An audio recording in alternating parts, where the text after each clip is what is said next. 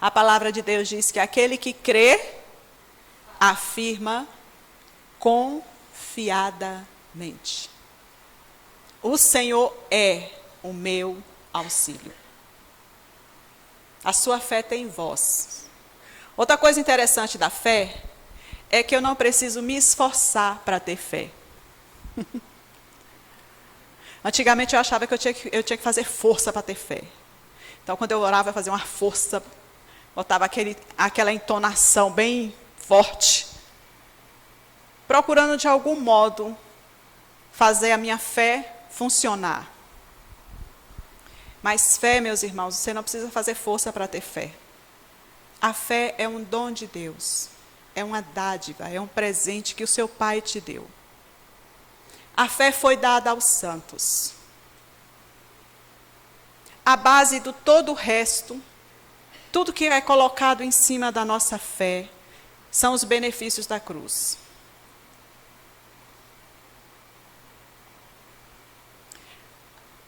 Quando a palavra de Deus diz assim, que ele foi colocado como a pedra principal, e aquele que coloca nele a sua confiança jamais será confundido.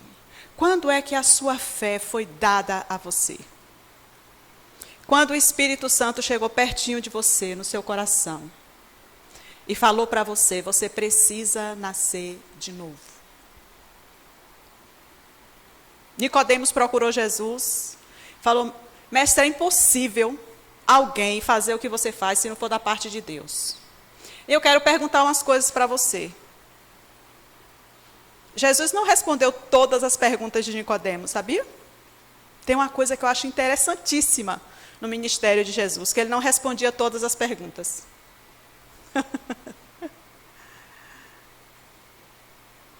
E Nicodemos foi ter com Jesus. E falou, eu quero fazer umas perguntas para você, eu tenho uma lista. Eu sou mestre, eu sou treinado lá no cenáculo, e tem uma lista de perguntas para você, Jesus. Aí Jesus falou para Nicodemos, Nicodemos, eu tenho um universo de respostas para você, mas você não pode suportar. Você não vai me entender, porque primeiro você precisa nascer de novo. Por que sem fé é impossível agradar a Deus? Sabe por quê? É uma coisa simples. O evangelho é simples. É difícil respirar? Não é simples?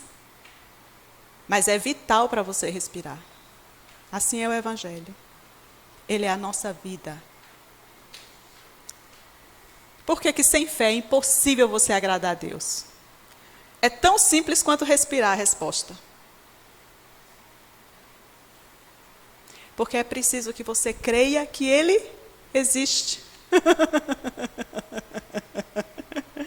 E é galardoador, é presenteador daqueles que lhe buscam. É simples assim. Você tem que crer que Ele existe. Nós lemos em Hebreus que pela fé nós cremos que todas as coisas vieram a existir do invisível. Então, em que se baseia a fé de Amarílis? Que Ele existe. Deus existe. O meu Pai existe. Jesus existe. O Espírito Santo existe. A eternidade é real. Tem uma frase no meu espírito, desde o dia que eu cheguei em Lins.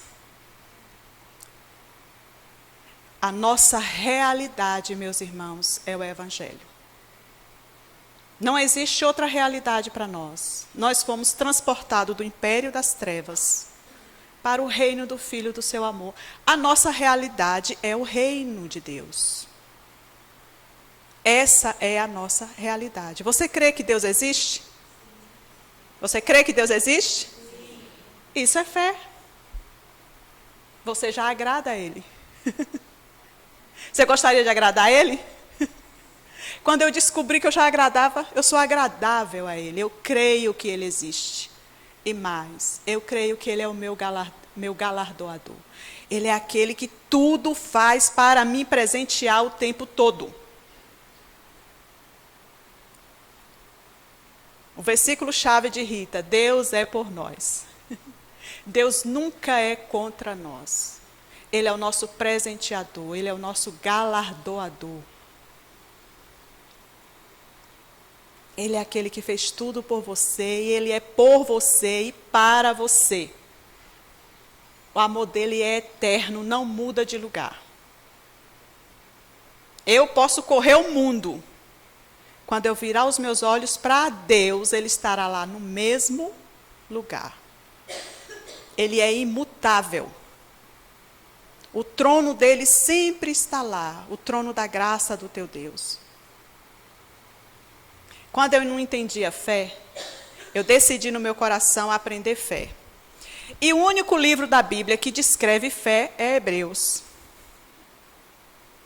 Então eu decidi ler Hebreus. E li por mais de um ano o livro de Hebreus. Não os pedaços, do capítulo 1 ao último capítulo, todo. Porque é uma carta. Onde o escritor explica nada mais, nada menos do que a nossa redenção. Então o escritor começa dizendo assim: havendo Deus outrora falado aos nossos pais, por intermédio dos profetas, nos últimos dias, Ele nos falou por uma outra pessoa. Vamos ler Hebreus 1? Amém? Havendo Deus outrora falado muitas vezes e de muitas maneiras aos pais pelos profetas, nestes últimos dias nos falou pelo Filho, a quem constituiu herdeiro de todas as coisas, pelo qual também fez o universo. Aí o escritor começa a falar sobre o Filho. Quem é o Filho? Por que o Filho? E o livro de Hebreus, meus irmãos, é uma explicação da nossa redenção, tendo como base a crença judaica, porque foi escrito para os judeus, para a igreja cristã na Judéia. Então, eles tinham todo o sacerdócio, eles tinham a circuncisão do prepúcio, eles tinham a matança de animais. E todo o Antigo Testamento, ele fala que no passado falou pelos profetas, né? Então, tudo que tem antes, a antiga aliança também é conhecida como a aliança da adoração.